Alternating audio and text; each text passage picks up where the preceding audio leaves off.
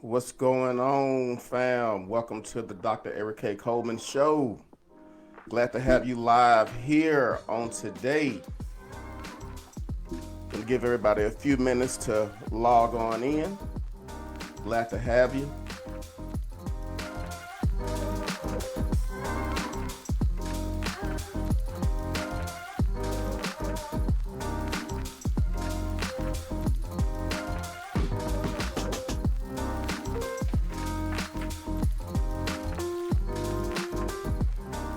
Today's episode, we will be dealing with self-reflection.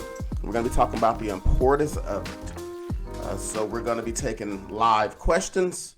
We're going to dig deep into chapter 1 of the book, Paradigm, as we unpack this thing called self-reflection and how we show up, engage, and interact in our daily relationships, whether it's platonic, romantic, spouse, parental, co-workers, all across the board. How do we engage on a day-to-day basis when we talk about this thing called relationships, and what is our responsibility behind it all when we are dealing with self-reflection?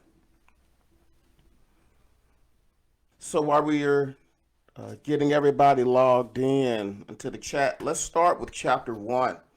We're going to be talking about, again, self-examination. The definition here from the Oxford English Dictionary 2021, it says, to examine means to expect something or to determine their nature or condition. A proper examination reveals truth in efforts to identify strengths and areas of opportunity for growth. This needs to be a task that is not omitted in our daily lives. Let's just stop there for a second and think about, is there anybody that we deal with on a daily basis that we can think about, or even if it's ourselves, do we take time to stop and take that self-examination? Do we look at ourselves to sometimes think about, are we the issue? Are we the problem?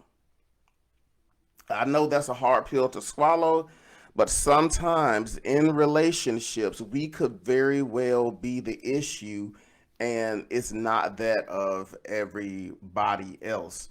So again, with the definition here, to examine means to inspect something or someone to determine their nature or condition. We do that with everything else in our lives. We look at the condition of something, especially if we go to the doctor or the hospital and we're trying to understand what are the underlying factors to why we feel a certain way, our illness, something's just not right, something is off.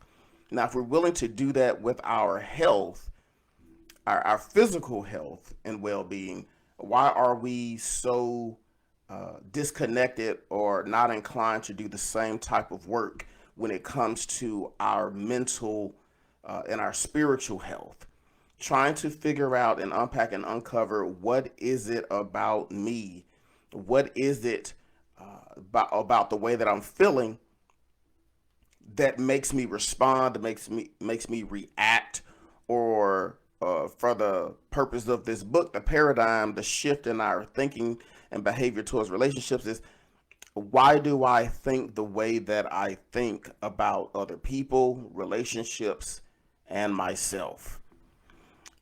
That's what we're going to be talking about today on the Dr. Eric K. Coleman Show.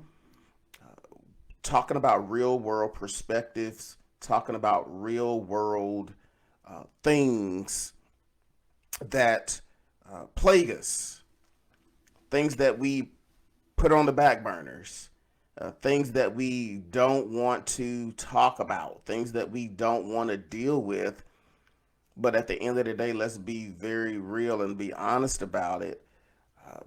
It's detrimental to our relationships.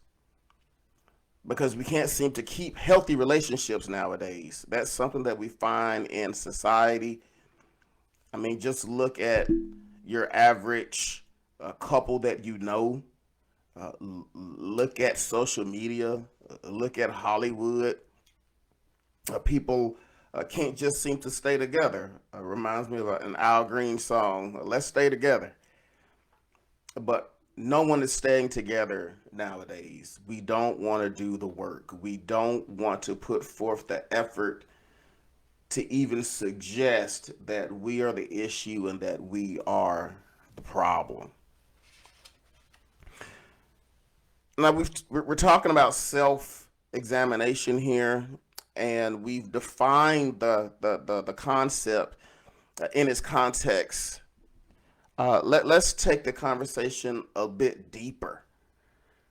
Let's go back to our childhood, and if we be honest with ourselves, childhood is something that we do not like to revisit most of the time. But our childhood, again, if we're honest with ourselves, it can shine light on a lot of the things that we deal with in our adult lives.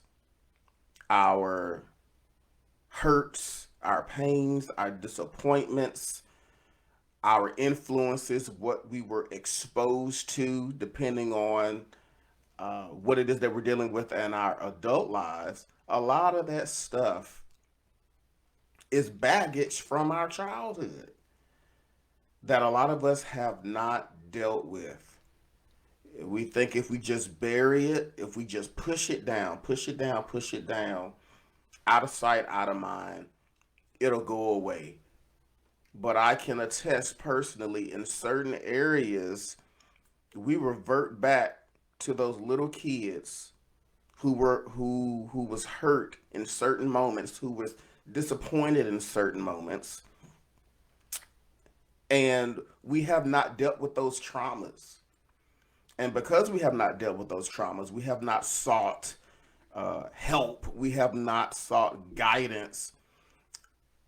We carry those things over into our adult lives, and in our adult lives, those hurts, pains, and unresolved issues have now become triggers.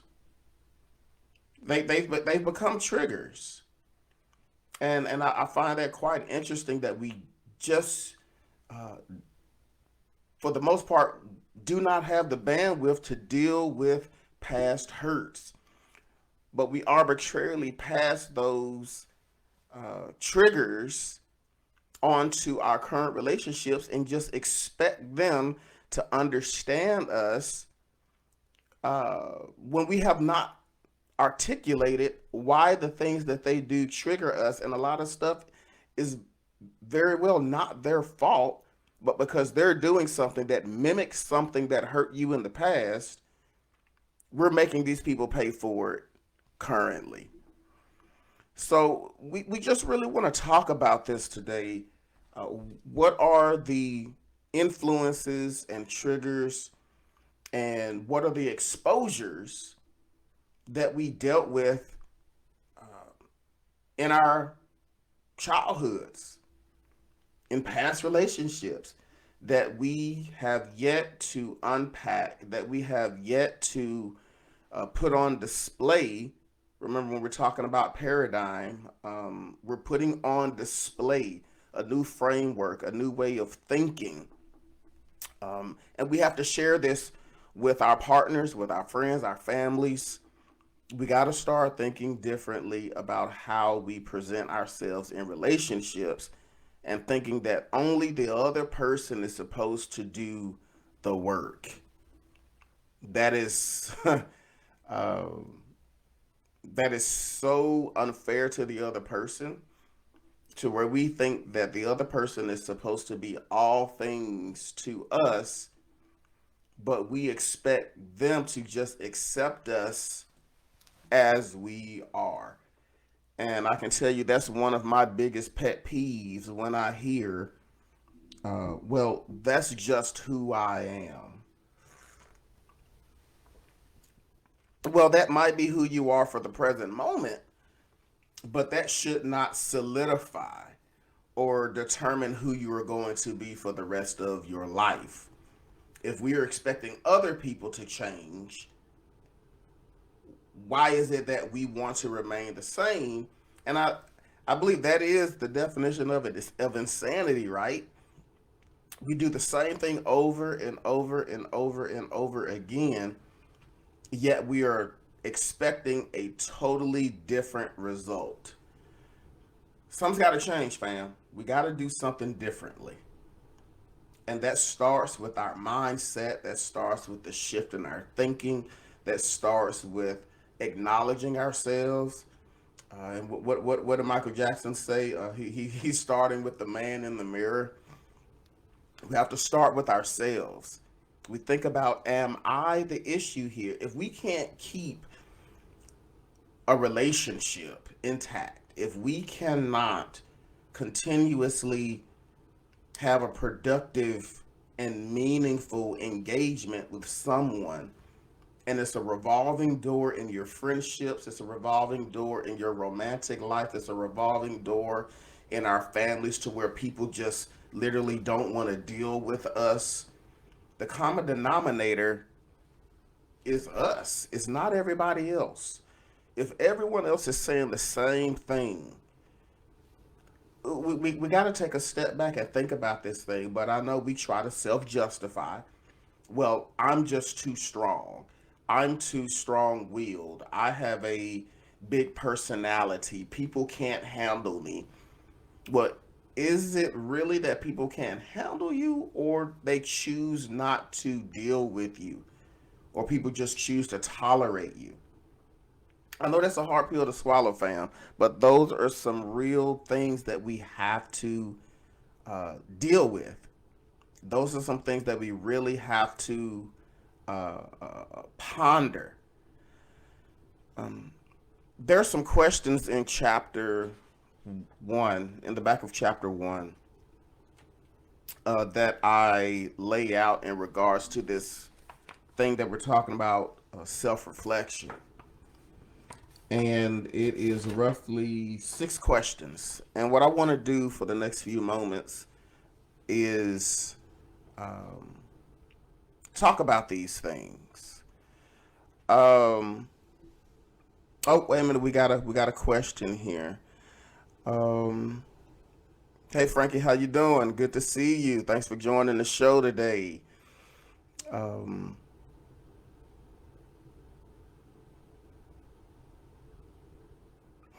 Absolutely. Um, there are some things in our past, just as you were saying, Frankie. It does seem like it's the weight of the world. And what we do here, when we have these things that feel so weighty in our lives, we're carrying it around, and that's what we're talking about when we talk about baggage. What we are carrying around on a daily basis, and these things get heavy, they get burdensome. Um, and if we do not take the time to deal with the trauma, if we don't take the time to deal with the trauma, we carry it around and it beats us down to the point to where we feel as if we cannot go on. We cannot carry it around anymore. And what do? When we find someone else, we try to put the burden on them to help me carry it. And it's not so much as you're putting all of it on them, but you're expecting them to carry it with you. And these people don't even understand what they're carrying.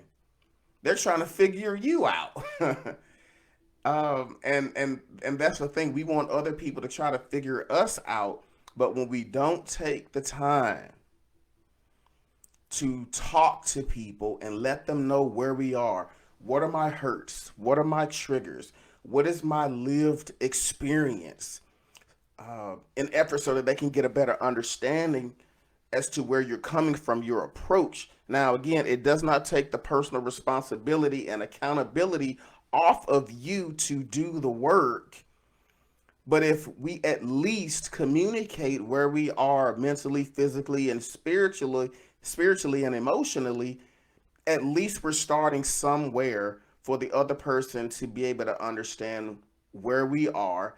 And it gives them the opportunity to shift. It gives them the opportunity to process. It gives them the opportunity to um, factor in themselves to be able to understand how can they come alongside you and support. How can they help you in your time of need?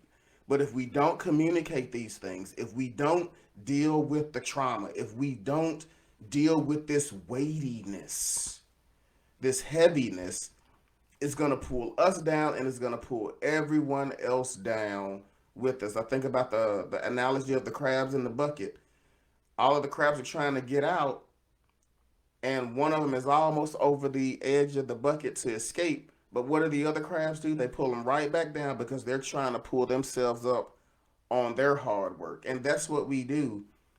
We're so miserable, we're so hurt, we're so depressed that we have not done the work. And when we see other people are just about to come over and get out, have their breakthrough, we're trying to pull them right back down, and we're trying to win off of their work because they've done the work to come out. Now we want to hold on to them to try to get out of the bucket, but we're pulling other people down in attempts for us to rise.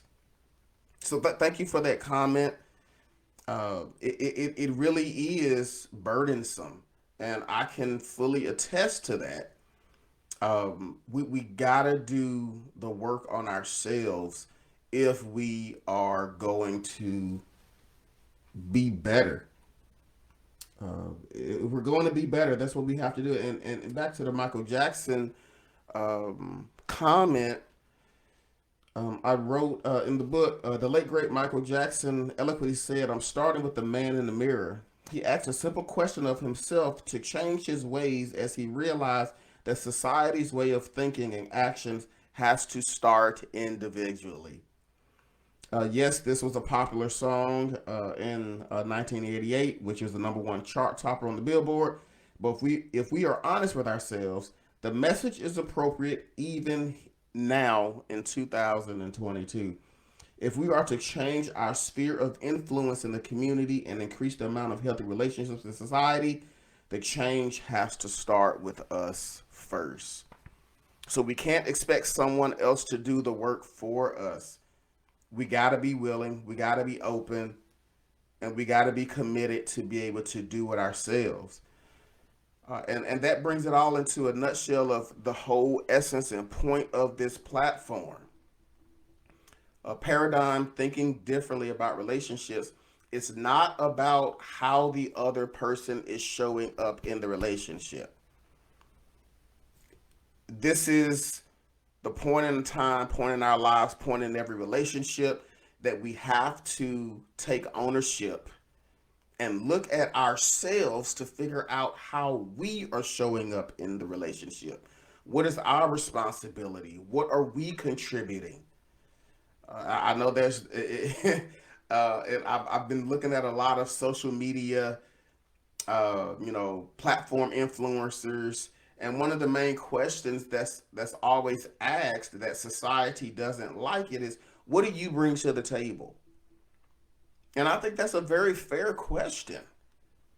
Because again, in the book, we're talking about people are always getting into relationships trying to figure out what I want. I'm not getting this. I'm not getting that. You're not doing this. You're not doing that. When does the conversation ever turn back to what am I not doing for the other person? And that's the crux when we talk about love. What's the definition of love? Love is when you are ascribing to someone else a better focus over yourself. Let me break it down a little bit more. It's we are putting someone else's needs, well-being, and safety above our own. Now, I'm not saying that we totally cut ours off. No, that's not it. But we do things for the well being and the betterment of other people. That's love. When we tell them something that they need to hear, but they don't want to hear it, but we do it in a loving and a compassionate way that they will be able to receive it.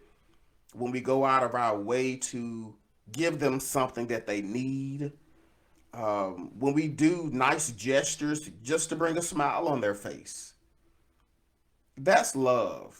When we are esteeming others over our personal desires, our wants, and our needs. In a nutshell, when we are not selfish, love is not selfishness. Love is the total opposite of selfishness. Um, but again, we can't rightly love someone else until we learn how to deal with the mess of ourselves. I hear it time and time again when I'm counseling couples, individuals. They say that I just cannot seem to find love. I can't find anyone to love me for me. You just want to come into the relationship and be who you are. You don't want to do any legwork. I want them to just accept me for me. Well, that is a loaded statement. How in the world are we expecting someone to love us just purely for who we are, right then and there, but we don't want to show anyone else that same grace? We don't want to show anyone else the same type of mercy.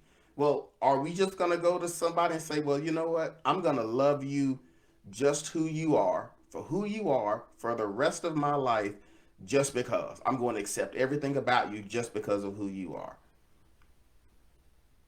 Heavens no, we don't think that, because what if this person doesn't treat you right? They don't pay attention to what you're saying. They totally disregard your thoughts, feelings, emotions, and perspectives. They don't give you the time of day. They don't want to spend intimate time with you to get to understand who you are and why you are the way that you are. So when we say, I want someone to love me just for who I am, are we willing to grant that same concession to somebody else? Are we going to love them just for who they are? No, that doesn't even make sense. But we say things like that, and we're not really understanding and unpacking the meaning and the terminology behind those types of statements. Let's go ahead and jump into as I'm watching the comment section here. Um, I want to go ahead and jump into some of these questions. Uh, let's see here. And by all means, if any viewers want to go live with me, by all means, please, would love to have you on the platform to have some more dialogue here. That'd be great. But let's start with the very first question here that I pose in the book. Um, and the question is, does the perception you have about yourself align with reality? And what do we mean by that? Does what you think about yourself, does that align with reality? Does that align with how other people see you? Will the description of yourself agree with what others say about you? Other people that you are in relationship with, again, we're not limiting this thing just to romantic relationships. We're talking platonic, we're talking work relationships, parental, um, what have you. In any type of relationship we can think about here, what will other people say about you?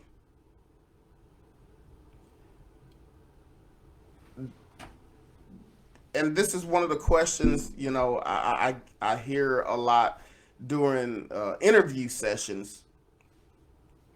If your peers could speak on your behalf right now, what do you think that they would say about you? Well, I mean, let's be honest. That is a very That's a subjective question, a very biased question, because you're asking the person their perspective of what do you think that your peers would say about you, which is misleading, and we're going to be very biased to our own perceptions. So, sure, we're going to say, oh, they think I am the best thing in the world. They think that I'm caring, I'm compassionate, I'm a hard worker, I'm a team player, blah, blah, blah, blah, blah, blah, blah. But have we stopped and really taken that retrospective look to really unpack and think about if said person, if my past relationships were to sit down and give a documentary about me, what would they say? And I think for the most part, we all know what they would say, but we would pull the wool over our own eyes and we would be very biased, wanting to paint ourselves in the best light. And we would not tell the truth. We wouldn't. And sometimes our perception about ourselves is just not reality. So we have got to get out of this mentality of thinking higher about ourselves than we really are, because we are not as good as we think we are. We all have growing to do. Um, we got to think about that. The second question, um, when was the last time you genuinely took an honest inventory of what influences your thinking, decision making, and relationship choices?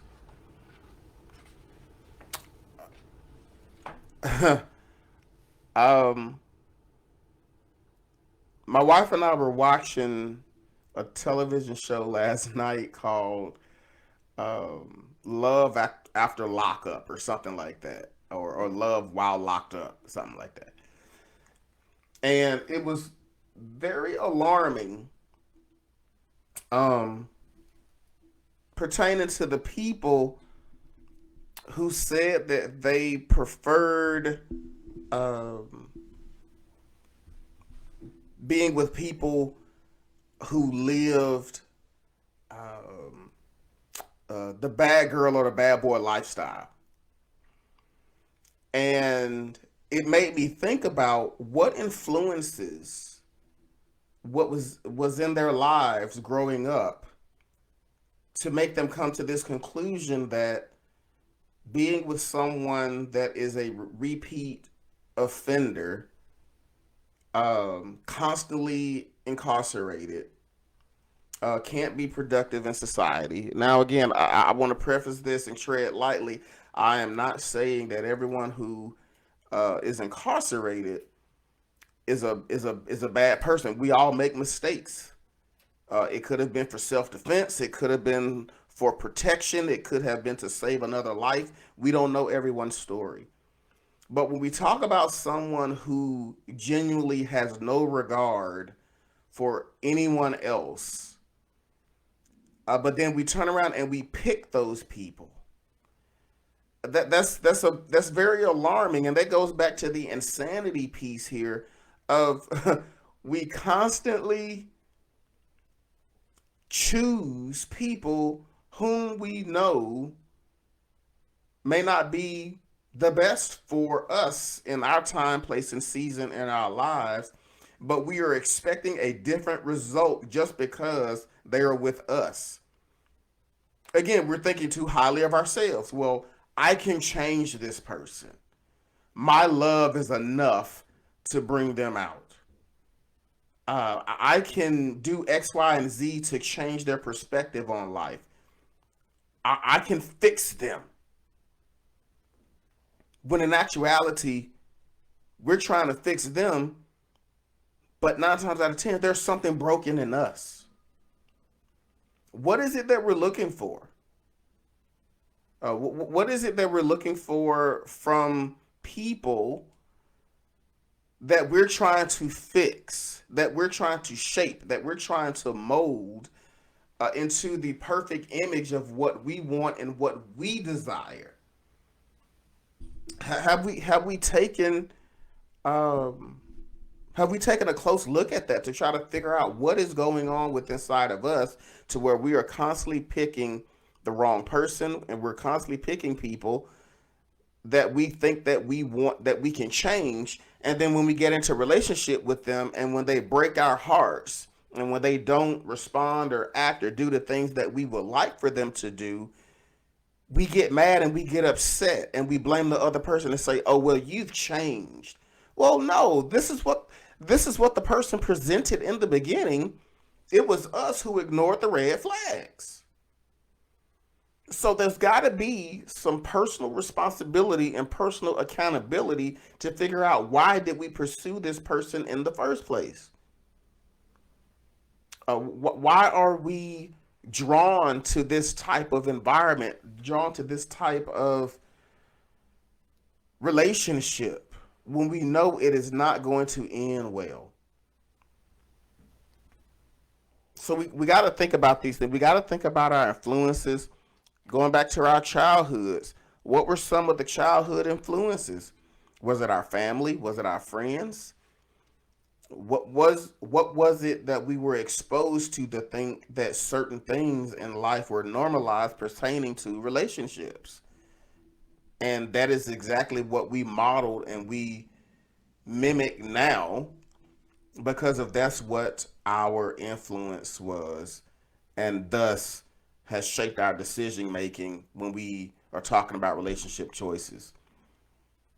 Question number 3, um, I ask here to evaluate your 3 closest relationships.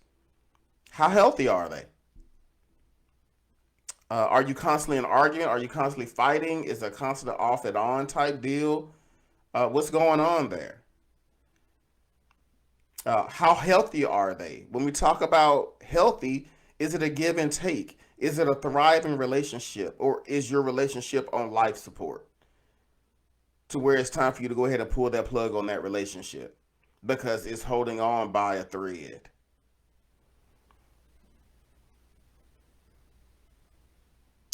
The next question is it easy for you to see flaws in others and difficult to see them in yourself? And I'm the polar opposite on that.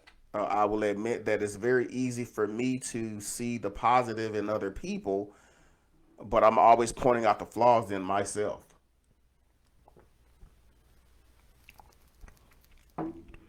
And this goes back to the comment we were discussing earlier. Is it always the other person, or do you take some type of responsibility in what's happening and what is going on? Do we always look for the other person's faults and think that we are perfect in the situation? If we always think that we are perfect in every situation, we are never wrong, we always get it right, it's always the other person that needs to grow. We are in a we're in a dangerous position. We're in a dangerous place if we think that there is no growth on our behalf that needs to take place, and it's always the other person. Does your contribution in the relationship add value to the other person? Are you constantly thinking about me, what I am not getting out of the relationship? What I want, what I want, what I want, what I want. Is that our frame of thinking? Because if that is our frame of thinking, then when is it that we're ever thinking about the other person? What about what they want? What about their desires, their perspective? Does that even really matter to us? But as long as I get what I want out of the relationship, I'm fine. Everything's cool, everything's copacetic. As long as I get what I want out of the relationship, I am fine and I am content. And the moment that I do not get what I want out of the relationship, there's a problem with the other person. So what are we contributing? How are we adding value to the other person? How are we pouring into them? How are we uplifting them? How are we giving them what they need so that they can thrive? How are we loving them in a fashion to where we are esteeming them a little bit more than we're esteeming ourselves? And we want to have relationships where it is reciprocal. It's reciprocated. The more I'm talking and thinking about you, the more you're talking and thinking about me. If we're constantly thinking about one another, how is it that either one of us are lacking in the relationship? If you're constantly thinking about how you can assist the other person, that there leaves less time for you to just constantly focus on what you're not getting. And here's something that's going to be a little gut punch here. If you're in a relationship, your responsibility in the relationship is not contingent upon what the other person is or not doing. You said that you were going to love me. You said that you were going to do this. This was your promise to me. But you're breaking your promise because of how you think I am not treating or doing XYZ to you. Then that means that your promise is contingent upon how you treat me. Now, again, there are some caveats to that. Yes, let's be fair, let's be honest. And there are some outliers there. And everyone's situation is different. Everyone's relationship is different. So we can't be so anecdotal to think that one solution fits all. However, for the context of this discussion is we all need to be aware of how we are showing up in the relationship. Hey Nadine, good to see you. We got to be careful how we're showing up in the relationship. We just cannot have this mentality and thought process that just because you're not doing X, Y, and Z, I am going to withhold from you what you need. And this goes back to our earlier point.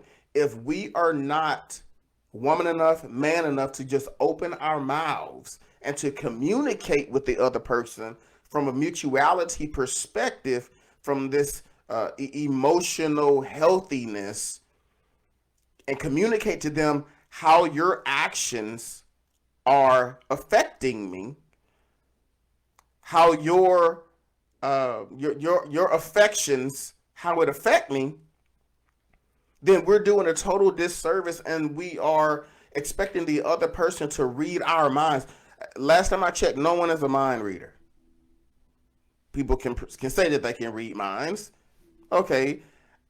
But on average, I know I can't read people's minds. And if you don't open your mouth and tell me what's going on, how do I know how to pivot? And that is one thing that I tell my wife all the time. Men, we respond to consequence. If you tell me this is how you feel or this is how you desire X, Y, and Z, in our brain, there's only two options. Either I realign myself to accommodate your request, or I step on. It's not a hard decision. Either I do it or I don't. But let's be perfectly honest. When we talk about relationships, especially romantic relationships, people don't change for everyone.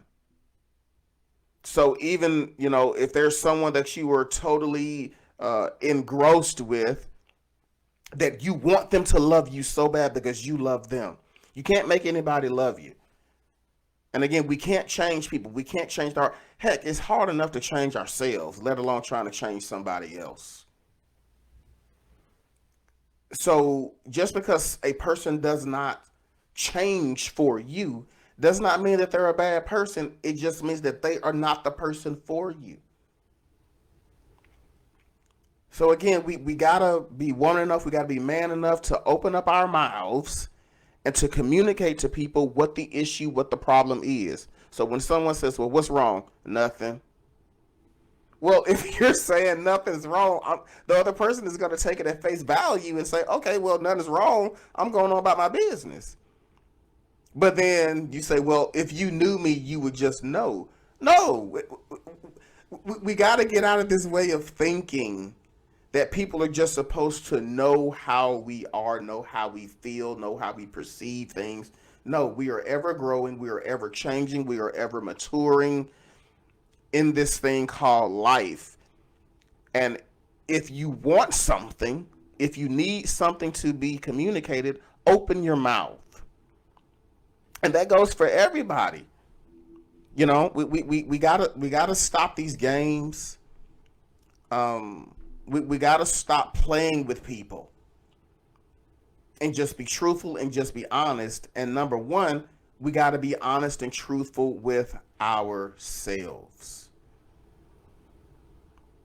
And the last question here I have is, how do you create your standards in relationships? Do you exhibit the relational standard you require of others? The first part of that is, how did you come to the conclusion of what you wanted in a relationship and what the standards are? Number two, do you meet the standards that you have set forth for someone for you to be in relationship with? Can we meet the same standards that we're asking of other people? I want someone who is going to be compassionate, caring, sensitive, understanding, who is listening, who will love me in spite of, who will not judge me, who will uplift me in my time of need, who will see things from my perspective, who will not leave me, who will not harm me, who will bring me flowers, all these different things. The standards that we're asking of other people, do we have those same standards? Are we meeting them with the same level of intensity that we want them to meet us? Even when we get arbitrarily, you know, I mean, the vague standards of, I want them to be tall, I want them to be, look this way, look that way. Are we bringing the same thing? Do we look that way? You want a 10, but you're a 3. And I'm saying that encompassly of our personality, our looks, possessions, desires, ambitions in life. We want the total package, but we're not. We're not the total package. We're not put together. We're broken. We're jacked up. How is that fair to the other person? And when we talk about bringing things to the table, we want someone to come to the table with a total package, but we are coming to the table with scraps. We're being held together. I heard this off a television show, Grey's Anatomy. One of the characters said that they're being held together by duct tape and glue, because at any given moment they can fall to pieces, they can fall apart.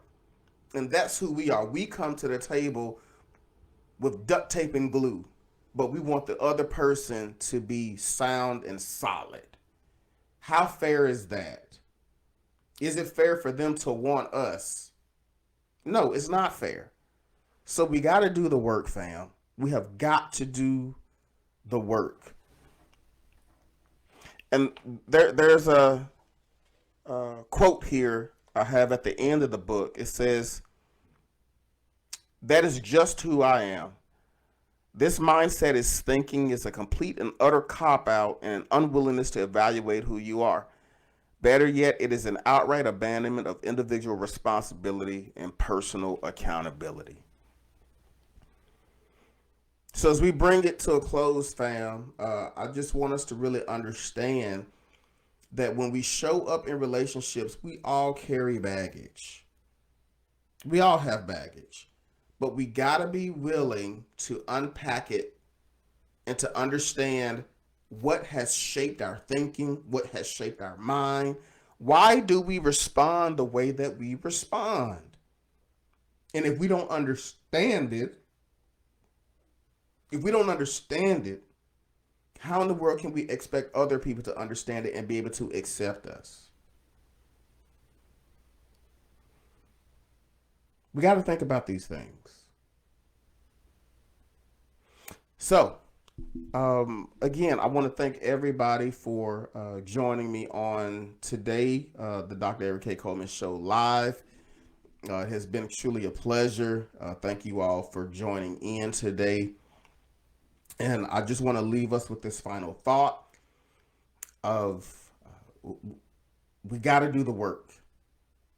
We got to work on ourselves so that we can be able to present ourselves effective and efficient to our families, in our communities, in society,